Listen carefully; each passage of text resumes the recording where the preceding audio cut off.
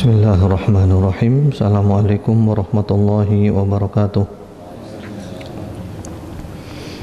Innal hamdalillah nahmaduhu nastaghfiruh wa na'udzu billahi min shururi anfusina wa min sayyiati a'malina. Man yahdihillahu fala mudilla lahu wa man yudlil fala hadiya lahu. وأشهد أن لا إله إلا الله وحده لا شريك له وأشهد أن محمدا عبده ورسوله صلى الله عليه وعلى آله وسلم تسليما كثيرا أما بعد اللهم إنا نسألك علما نافعا ونعوذ بك من علم لا ينفع. Ma'asyiral muslimin, ikhwan wa akhwat fillah rahimakumullah. Hari ini adalah hari Ahad, tanggal 25 Muharram 1434 Hijriah, yang bertepatan dengan tanggal 9 Desember 2012. Insyaallah kita akan melanjutkan kajian kita, pertama-tama Riyadhus Shalihin beserta syarah-syarahnya, dan yang kedua tafsir surat Al-Baqarah dari Ibnu Katsir, As-Sa'di dan yang lainnya. Mengenai Riyadhus Shalihin yang terakhir, kita telah menyelesaikan pembahasan tentang siwak dan perkara-perkara yang sesuai dengan fitrah. Dan pada pagi hari ini kita akan masuk bab yang nomor ke-216, yaitu qala al-Imam An-Nawawi rahimahullahu ta'ala, berkata Imam Nawawi, semoga Allah merahmatinya, babu ta'kidi wujubiz zakah wa bayani fadliha wa ma yata'allaqu biha. Bab penekanan tentang wajibnya zakat dan penjelasan tentang keutamaannya serta apa yang berhubungan dengannya. Jadi dari bab ini sudah jelas maksud daripada Al-Imam An-Nawawi rahimahullahu ta'ala. Bab ini adalah untuk menekankan bahwa zakat itu hukumnya adalah wajib. Kemudian bab ini juga menenangkan tentang keutamaan zakat. Juga bab ini menjelaskan tentang segala hal yang berkaitan dengan zakat, termasuk ancaman orang yang tidak mengeluarkan zakat. Sebagaimana biasa di dalam setiap bab, beliau selalu membawakan ayat-ayat Al-Quran dahulu, baru kemudian hadits-hadits Nabi Muhammad sallallahu alaihi wasallam. Qala Allah Ta'ala, Allah Ta'ala berfirman, wa aqimus salata wa atuz zakah. Dirikan salat dan bayarkan zakat. Surat Al-Baqarah ayat nomor 43. Allah subhanahu wa ta'ala memerintahkan hamba-hambanya untuk mendirikan salat dan membayar zakat. Di dalam Al-Quran sering digandeng antara salat dengan zakat. Ini untuk menunjukkan tentang betapa pentingnya zakat, sehingga digandeng dengan salat, karena zakat termasuk haknya harta kita. Wa qala ta'ala, Allah subhanahu wa ta'ala berfirman pula di dalam surat Al-Bayyinah ayat nomor 5, wa ma umiru illa liya'budullaha mukhlishina lahuddina hunafa wa yuqimus salata wa yu'tuz zakata wa dhalika dinul qayyimah.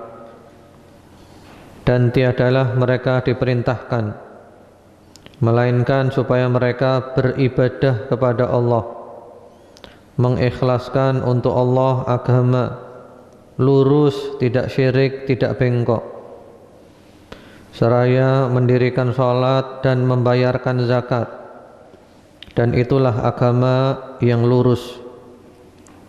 Di sini juga digandeng antara sholat dengan zakat, bahkan dengan tauhid. Wa qala ta'ala, Allah subhanahu wa ta'ala berfirman pula di dalam surat At-Taubah ayat nomor 103, khudh min amwalihim shadaqatan tutahhiruhum wa tuzakkihim biha. Ambillah daripada harta mereka itu zakat, kamu bersihkan mereka dan kamu sucikan mereka dengan zakat tersebut. Jadi ayat ini menunjukkan bahwa para penguasa Islam itu mengambil zakat dari rakyatnya, mengutus para amil untuk mengambil zakat. Di antara fungsi zakat adalah untuk membersihkan dan mensucikan, membersihkan jiwa kita dari kikir, membersihkan badan kita dari dosa-dosa, kemudian juga membersihkan jiwa orang fakir miskin supaya mereka tidak ada hasad, tidak ada iri dengki, tidak ada permusuhan kepada orang-orang yang kaya, sehingga mereka saling bersaudara. Membersihkan harta dan jiwa, zakat. Kemudian selanjutnya dibawakan hadis-hadis Rasulullah sallallahu alaihi wasallam. Di antaranya wa an ibni Umar radhiyallahu taala anhuma anna Rasulullah sallallahu alaihi wa ala alihi wasallam qala, dari sahabat Ibnu Umar, semoga Allah meridhai keduanya, bahwasanya Rasulullah sallallahu alaihi wa ala alihi wasallam bersabda, buniyal islamu ala khamsin, Islam dibangun atas 5 perkara, yang mana 5 perkara ini adalah merupakan rukun Islam. Syahadati an la ilaha illallah wa anna Muhammadan abduhu wa rasuluh, yaitu 2 kalimat syahadat, bersaksi bahwa tidak ada Tuhan yang hak kecuali Allah, dan bersaksi bahwa Muhammad sallallahu alaihi wasallam adalah hamba dan utusan Allah. Ini rukun Islam yang pertama. Sebenarnya di sini ada 2, tapi dijadikan 1, karena keduanya adalah merupakan satu kesatuan yang tidak bisa dipisahkan. Kalau kita iman kepada Allah, kita harus iman kepada Rasulullah sallallahu alaihi wasallam. Kemudian juga karena la ilaha illallah berarti kita beribadah ikhlas karena Allah. Muhammadar Rasulullah berarti kita beribadah mengikuti ajarannya Rasulullah sallallahu alaihi wasallam. Yang keduanya adalah merupakan syarat dikabulkan amal, al-ikhlas wal mutaba'ah, ikhlas dan mengikuti sunnah. Wa iqamis shalah, dan yang kedua adalah mendirikan salat dengan benar, dengan baik tata caranya, waktunya dan kekhusyuannya. Wa ita'iz zakat, dan juga membayarkan zakat. Zakat itu macam-macam. Ada zakat fitrah yang dibayarkan pada bulan Ramadan. Satu orang terkena 1 sok, kurang lebih 2,5 kilo. Kemudian ada juga zakat mal. Zakat mal ini juga ada beberapa macam. Ada zakat namanya zakat urudit tijarah, barang-barang perniagaan. Kemudian juga ada zakatuz zuru' wat thimar, zakat hasil bumi. Kemudian juga ada pula zakat ar-rikaz. Rikaz itu barang temuan, harta karun. Jadi zakat macam-macam, bukan hanya zakat fitrah saja, dan masing-masing ada ketentuan-ketentuannya. Dan kita orang Islam, terutama orang yang mempunyai harta dan wajib mengeluarkan zakat, itu mereka semuanya harus belajar ilmunya zakat. Karena bagaimana mungkin mengetahui seluk-beluk zakat kalau tidak belajar ilmunya zakat. Jadi ilmu zakat adalah ilmu yang wajib bagi orang yang berharta, yang wajib mengeluarkan zakat. Kemudian di sini didahulukan yang keempat adalah wa hajjil bait, pergi haji ke Baitullah. Yang kelima adalah wa shaumi Ramadan, yaitu puasa pada bulan Ramadan, muttafaqun alaih. Hadis ini disepakati oleh Al-Imam Al-Bukhari dan Imam Muslim rahimahumullahu taala. Namun dalam riwayat-riwayat yang masyhur yang didahulukan adalah puasa dulu baru kemudian haji. Rukun Islam yang pertama 2 kalimat syahadat, yang kedua mendirikan salat, yang ketiga bayar zakat, yang keempat puasa pada bulan Ramadan, dan yang kelima adalah haji ke Baitullah bagi orang yang mampu untuk melaksanakan ibadah haji. Kemudian berikutnya lagi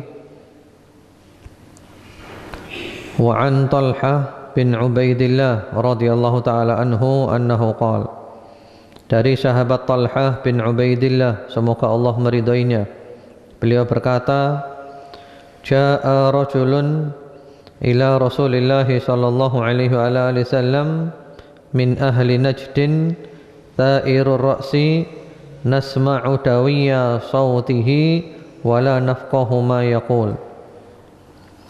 Datang seseorang kepada Rasulullah sallallahu alaihi wasallam dari penduduk Najd.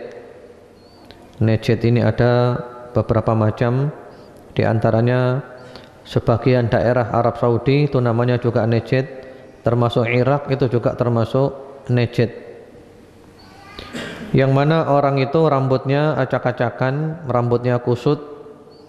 Kemudian orang itu memanggil-manggil Nabi dari jauh sehingga terdengar suaranya itu samar-samar, enggak jelas. Ini menunjukkan bahwasanya yang datang ini adalah orang Badui, orang dari pedalaman. Dan biasanya orang Badui itu apa adanya, tampil apa adanya. Jadi penampilannya itu tidak rapi. Demikian pula kalau ngomong juga kadang seenaknya. Dan Nabi Muhammad SAW sabar menghadapi orang-orang Badui. Ini menunjukkan bahwasanya orang yang masuk Islam itu harus belajar Islam. Walaupun tempatnya jauh, harus belajar ke tempatnya ilmu. Seperti orang Badui ini dari jauh, dari Najd datang menemui Nabi Muhammad SAW, datang ke Madinah. Jadi orang Islam itu harus belajar walaupun harus menempuh perjalanan yang jauh. Namun sekarang ini alhamdulillah sudah banyak fasilitas-fasilitas yang memudahkan, bisa melalui internet, melalui radio, melalui televisi, melalui parabola dan yang lain-lainnya untuk belajar Islam. Hatta dana min Rasulillah sallallahu alaihi wasallam fa idza huwa yas'alu 'anil Islam. Sehingga orang itu mendekat kepada Rasulullah sallallahu alaihi wasallam, ternyata orang itu bertanya tentang Islam. Jadi dari jauh sudah teriak-teriak, enggak ada yang paham omongannya. Sudah dekat, dia ternyata tanyanya tentang Islam. Faqala Rasulullah sallallahu alaihi wasallam, beliau menjawab, khamsu salawatin fil yaumi wal lailah. Salat 5 waktu sehari semalam. Jadi Islam itu salat 5 waktu sehari semalam. Subuh, zuhur, asar, maghrib dan isya. Qala, kemudian orang itu bertanya, hal alayya ghairuhunna? Apakah wajib atasku selain itu? Apakah ada sholat yang lainnya selain 5 itu? Qala, beliau menjawab, la illa an tatawwa', tidak, kecuali kalau kamu mau nambah sholat-sholat tatawwu', sholat sunnah. Jadi sholat yang wajib cuma ada 5, selebihnya tidak wajib, selebihnya adalah sholat tatawwu', sholat sunnah. Faqala Rasulullah sallallahu alaihi wasallam, lalu beliau bersabda lagi, wa siyamu syahri Ramadan, kamu juga wajib salat puasa pada bulan Ramadan. Faqala hal alayya ghairuhu, orang itu tanya lagi, apakah aku wajib puasa lagi selain Ramadan? Apakah ada yang lainnya selain Ramadan?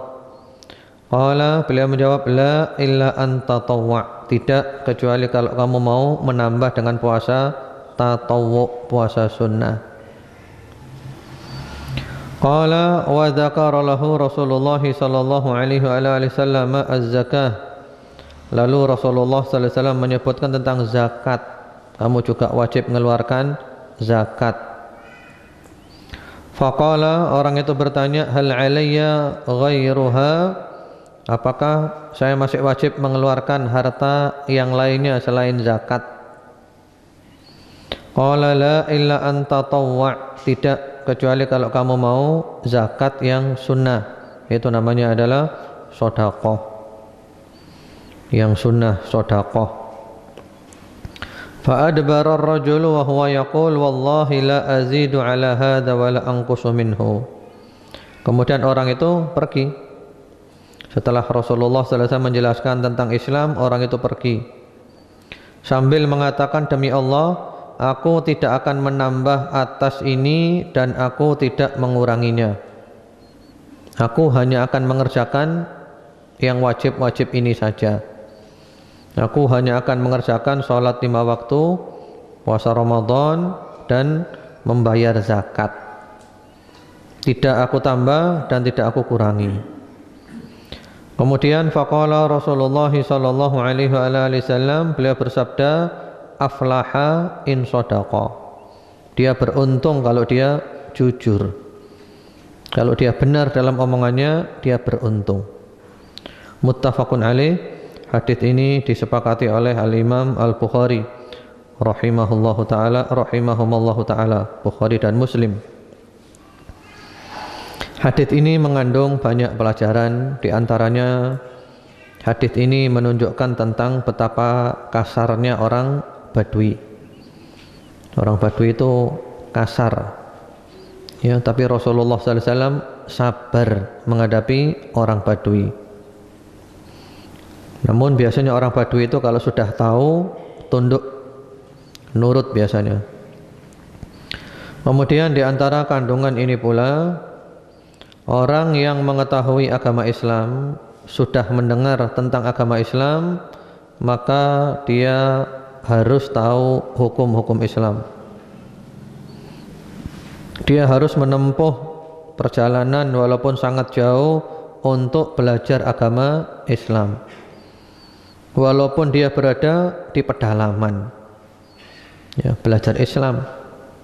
Karena itu kalau zaman sekarang ini ada orang ngaku Islam, tidak tahu bahwa sholat 5 waktu itu hukumnya adalah wajib, nggak diterima alasannya, berarti dia tidak serius dalam Islamnya. Jadi menempuh jalan, kalau tidak punya kendaraan, Allah memberikan kepada kita kaki untuk berjalan. Kalau capek berhenti dulu, jalan lagi demi untuk mencari ilmu.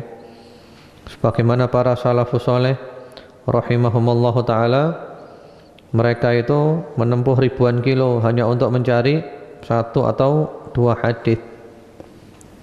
Kalau kita sudah lebih mudah lagi. Sehingga kemarin ada yang tanya, seseorang tidak mengetahui hukum mandi janabah, tidak mengetahui hukum mandi janabah.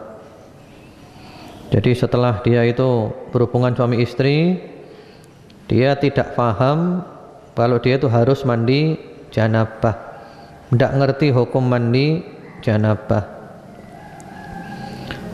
Akhirnya dia cuman wudhu saja, atau kalau toh dia mandi, mandinya bukan niat mandi janabah, mandinya adalah mandi untuk membersihkan diri, untuk kesegaran. Sehingga sekian lama dia sholat dalam keadaan tidak mandi janabah, cuman wudhu saja. Apakah Setelah dia tahu hukum janabah, apakah harus mengulangi sholatnya? Apakah harus mengqadha sholatnya? Di sini ada perincian-perincian, ada yang mengatakan kalau dia benar-benar tidak tahu, tidak mengulangi sholatnya.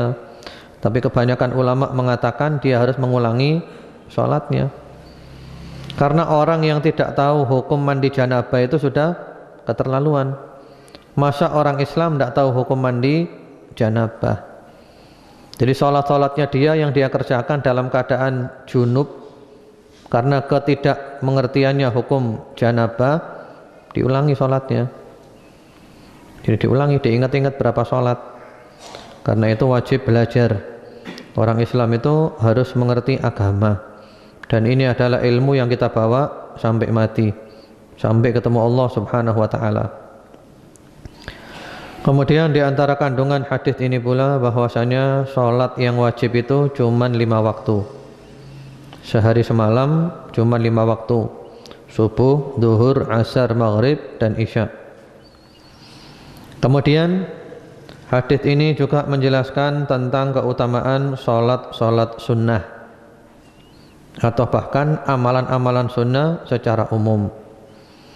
Banyak riwayat-riwayat, hadits-hadits yang sahih yang menjelaskan di antara fungsi amalan sunnah itu adalah untuk menutupi kekurangan-kekurangan, cacat-cacat di dalam amal wajib.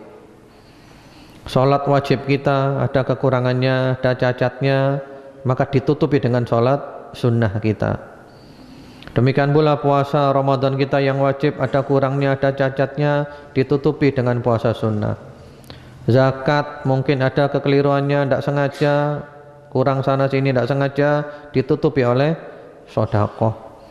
Jadi amal-amal sunnah itu menutupi kekurangan-kekurangan yang ada di dalam amal-amal wajib kita.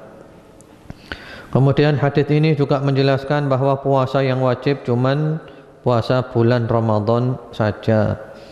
Namun kita tetap dianjurkan puasa-puasa yang sunnah. Kalau sholat sunnah itu macam-macam, yang lalu telah kita bahas panjang lebar. Sholat sunnah yang paling afdal apa? Adalah sholat malam. Afdalus sholati ba'dal maktubati sholatul lail. Sholat yang paling afdal setelah sholat 5 waktu adalah sholat malam, yang mana diantaranya adalah sholat witir. Boleh dikerjakan di awal malam, di tengah malam, di akhir malam. Yang afdal adalah di akhir malam. Kemudian juga ada sholat rawatib, sholat sunnah rawatib qobliyah dan ba'diyah. Terutama ada 12 yang sangat ditekankan, yang kita mendapatkan satu rumah di surga kalau kita mengerjakan 12 rakaat sholat sunnah rawatib, yaitu 2 rakaat qobliyah subuh atau dikenal juga dengan sholat sunnah fajar. Kemudian 4 rakaat sebelum duhur, qobliyah duhur, 2 salam 2 salam. Kemudian 2 rakaat setelah duhur, ba'diyah duhur. Kemudian 2 rakaat setelah maghrib, ba'diyah maghrib, dan 2 rakaat setelah isya, ba'diyah isya, 12. Kalau kita mau nambah lagi masih ada ba'diyah duhur, itu ada juga riwayat yang mengatakan 4, 2 salam 2 salam. Kemudian qobliyah asar juga ada 4, 2 salam 2 salam. Kemudian setiap antara adzan dan iqamat selalu ada sholat sunnah kalau kita mau nambah. Kemudian juga ada lagi sholat duha yang keutamaannya sangat banyak dan sangat besar, minimal 2 rakaat, maksimal sebagian ulama mengatakan 8, sebagian mengatakan 12, sebagian mengatakan tanpa batas, dan pendapat yang terakhir inilah yang kuat dari sisi dalil-dalil.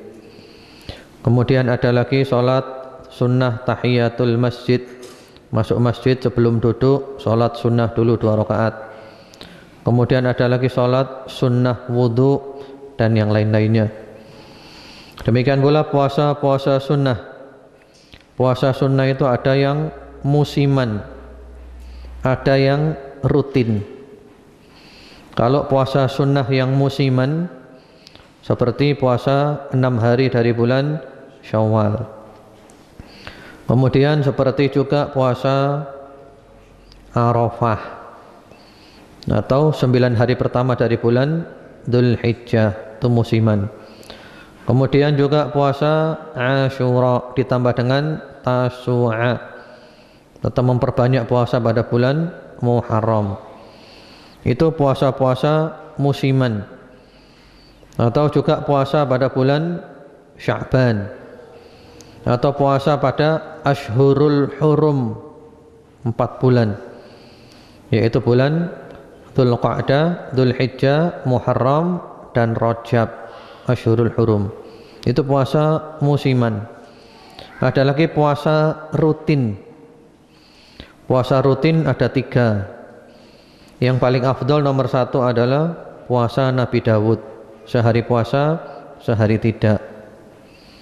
Yang kedua, kalau kita tidak mampu maka puasa Senin Kemis. Yang ketiga, kalau kita tidak mampu puasa 1 bulan 3 hari. Yang penting 1 bulan puasa 3 hari. Nyicil pun tidak apa-apa.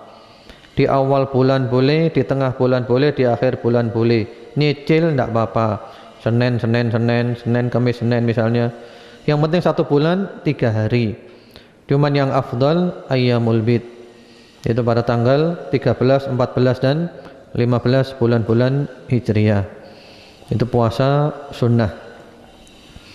Kemudian diterangkan pula di dalam hadis tersebut bahwa zakat termasuk syariat Islam dan termasuk rukun Islam, yang nanti ada keterangan-keterangannya. Kemudian hadis ini juga menjelaskan bahwa orang yang mengamalkan wajib saja, berpegang teguh dengan yang wajib, tapi dia kerjakan yang wajib-wajib itu dengan penuh iman, dengan penuh pengharapan, dia kerjakan dengan baik, dia kerjakan dengan benar yang wajib-wajib saja, maka dia akan selamat, dia akan beruntung, walaupun tidak mengerjakan amalan yang sunnah. Tapi dengan catatan yang wajib dikerjakan dengan baik dan benar, walaupun tidak mengerjakan yang sunnah. Hanya saja sungguh sayang kalau kita meninggalkan amalan-amalan sunnah. Ibaratnya orang berdagang, yang dia cari adalah keuntungan, yang dia cari adalah laba. Amalan-amalan sunnah itu kita menambah keuntungan-keuntungan kita, menambah labanya.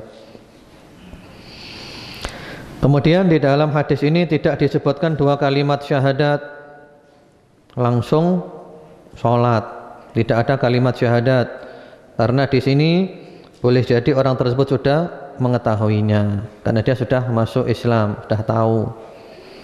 Dan 2 kalimat syahadat itu pun bukan sekedar diucapkan, tapi ada konsekuensinya. Asyhadu an la ilaha illallah, belajar tauhid, bagaimana tauhid yang murni, jangan syirik. Belajar tauhid yang murni, jangan syirik. Karena itu, ma'asyiral muslimin ikhwan wa akhwat fillah rahimakumullah, siapa saja yang mendengarkan, kita ini wajib belajar ilmu tauhid, ilmu la ilaha illallah, bukan sekedar diucapkan saja. Kita harus paham ada konsekuensinya. Kenapa sih orang-orang kafir zaman Nabi dulu tidak mau mengucapkan? Padahal gampang kan? La ilaha illallah, asyhadu an la ilaha illallah, gampang kan mengucapkan? Tapi kenapa mereka tidak mau mengucapkan? Karena mereka faham betul konsekuensinya. Kalau sudah mengucapkannya berarti mengesahkan Allah, bertauhid, jangan syirik, dan itu yang mereka tidak mau. Berbeda dengan orang-orang zaman sekarang, mengucapkan la ilaha illallah dengan mudah tapi tidak memahami tentang konsekuensi la ilaha illallah. Sehingga pada zaman salafus saleh dulu ada orang yang datang kepada Wahab bin Munabbih rahimahullahu taala, seorang tabi'in, datang mengatakan innan nas yaqulun la ilaha illallah miftahul jannah. Orang-orang mengatakan la ilaha illallah itu adalah kuncinya surga. La ilaha illallah kunci surga. Lalu Wahab bin Munabbih rahimahullahu taala menjawab, "Na'am, la ilaha illallah miftahul jannah, walakin ma min miftahin illa walahu asnan. Fa in ji'ta bi miftahin lahu asnan futiha lak, wa illa lam yuftah lak." Memang betul la ilaha illallah kuncinya surga. Tapi kunci itu ada gigi-gigi kunci. Kalau kamu datang membawa kunci yang ada gigi-gigi kuncinya, kamu bisa buka. Kalau kamu datang dengan membawa kunci tanpa gigi-gigi, kunci polosan saja, tidak bisa buka. Itulah yang dikenal dengan konsekuensi la ilaha illallah. Harus belajar tauhid.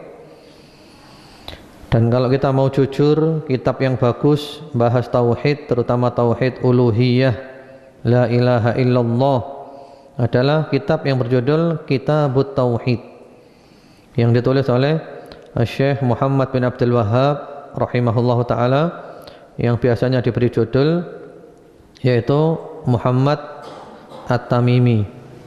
Sama saja, itu bagus, ada terjemahannya. Kemudian juga oleh para ulama telah disyarah, banyak syarahnya. Di antara syarah penjelasan yang paling terkenal adalah Fathul Majid, yang mensyarah cucunya sendiri yang bernama Syekh Hasan bin Abdurrahman atau Abdurrahman bin Hasan, ya, Fathul Majid, dan juga ada terjemahannya. Kemudian juga ada lagi Taisirul Azizil Hamid. Kemudian juga ada lagi Al-Qaulus Sadid. Kemudian juga ada lagi Al-Qaulul Mufid, dan yang lainnya, banyak syarahnya. Silahkan kita pergi ke toko buku, kita tanyakan, kita pelajari. Diperinci di sana tauhid, keutamaannya, konsekuensinya, macam-macam syirik, supaya kita tahu. Karena masih banyak orang Islam yang masih buta tentang kesyirikan, padahal ini ilmu yang wajib. Kemudian juga Muhammad Rasulullah sallallahu alaihi wasallam, syahadat risalah. Berarti kita harus kenal Nabi Muhammad sallallahu alaihi wasallam, mempelajari sirah Nabi Muhammad sallallahu alaihi wasallam, belajar sirah Nabi. Kemudian juga belajar tentang sunnah Nabi, karena para ulama mengatakan asyhadu anna Muhammadar Rasulullah itu mengandung 4 konsekuensi. Ya, kalau la ilaha illallah, la ma'budu bihaqqin illallah, tidak ada sesembahan yang hak kecuali Allah, ibadah jangan syirik. Kalau asyhadu anna Muhammadar Rasulullah, ada 4 konsekuensinya, yaitu ta'atuhu fima amar, wa tasdiqu fima akhbar, kemudian wajtinabu ma naha anhu wa zajar, wa alla yu'badallah illa bima syara'. Kita taat kepada perintah-perintahnya Rasulullah sallallahu alaihi wasallam. Yang kedua, kita membenarkan berita-berita yang dibawa oleh Rasulullah sallallahu alaihi wasallam. Yang ketiga, kita meninggalkan dan menjauhi yang dilarang oleh Rasulullah sallallahu alaihi wasallam. Yang keempat, yaitu kita tidak beribadah kepada Allah kecuali dengan syariat yang dibawa oleh Rasulullah Muhammad sallallahu alaihi wasallam. Jadi Allah perintahkan kita ibadah, dan ibadah itu bukan hasil karangan akal kita. Ibadah itu oleh Allah telah dicontohkan. Allah mengutus Rasul untuk memberitahu kita, ini loh caranya ibadah. Caranya ibadah seperti ini. Kemudian di dalam penjelasan hadis ini Rasulullah sallallahu alaihi wasallam tidak menyebut tentang haji. Iya kan, padahal haji termasuk rukun Islam. Yaitu boleh jadi karena haji memang belum difardukan saat itu, atau perawi hadis ini meringkas hadisnya, karena haji tidak wajib dilakukan oleh semua orang, tapi orang yang mampu saja. Selanjutnya dibawakan di situ hadis lagi. Wa an Ibnu Abbas radhiyallahu taala anhuma anna Nabiyya sallallahu alaihi wasallam ba'atha Mu'adzan radhiyallahu taala anhu ila al-Yaman. Dari sahabat Ibnu Abbas, semoga Allah meridhai keduanya, bahwasanya Nabi Muhammad sallallahu alaihi wasallam mengutus sahabat Mu'adz bin Jabal radhiyallahu ta'ala anhu ke negeri Yaman. Jadi ini menunjukkan bahwa Rasulullah sallallahu alaihi wasallam itu selalu mengutus orang untuk dakwah. Jadi dakwah ini penting ya, ngirim ke sana dakwah. Dan kita ini juga wajib dakwah. Para sahabat itu menyebar ke seluruh dunia. Menyebar, bukan hanya kumpul di Madinah. Sepeninggal Nabi mereka banyak keluar kemana-mana untuk berdakwah. Kemudian hadis ini juga merupakan dasar bahwa khobar ahad selama sahih maka itu adalah hujjah. Karena sahabat Hudzaifah ketika ke Yaman, bagi orang Yaman hadis yang dibawa oleh sahabat Hudzaifah hadisnya adalah hadis ahad, karena beliau datang seorang diri atau paling ditemani 1-2 orang. Berarti hadis yang beliau bawa adalah hadis ahad. Jadi hadis ahad itu walaupun perawinya 1-2 orang, nggak banyak, yang penting sahih itu adalah hujjah dalam ibadah, dalam hukum, dalam akidah, dan dalam semuanya. Faqala Rasulullah sallallahu alaihi wasallam bersabda, ini diringkas riwayatnya ya. Jadi Rasulullah ketika mau ngutus sahabat Mu'adz bin Jabal menerangkan, nanti kamu akan ketemu dengan ahli kitab. Innaka ta'ti qauman ahla kitab. Di Yaman itu ada ahli kitab, orang Yahudi, orang Nasrani. Mereka orang-orang yang pinter, mereka membaca kitab. Kamu harus tahu syubhat mereka, kamu harus tahu cara membantah mereka, kamu harus paham cara menjelaskan kepada mereka. Ini juga dalil bahwasanya seseorang yang berdakwah itu harus mengetahui mad'unya, mengetahui audiennya, paham yang diajak bicara ini siapa, supaya ketika berbicara itu nyambung. Apakah anak kecil, anak muda, orang dewasa, orang tua, laki, perempuan, anak jalanan, orang masuk Islam sudah lama atau baru masuk Islam, kita faham orangnya sehingga dakwahnya itu bisa nyambung. Kemudian di antara isi dakwahnya Rasulullah sallallahu alaihi wasallam atau pesannya beliau kepada sahabat Mu'adz, ud'uhum ila syahadati an la ilaha illallah wa anni rasulullah. Yang pertama adalah kamu dakwahkan kepada mereka la ilaha illallah dan aku adalah utusan Allah. Itu ajak mereka masuk Islam. Berdakwah, mengajak orang masuk Islam supaya orang itu selamat.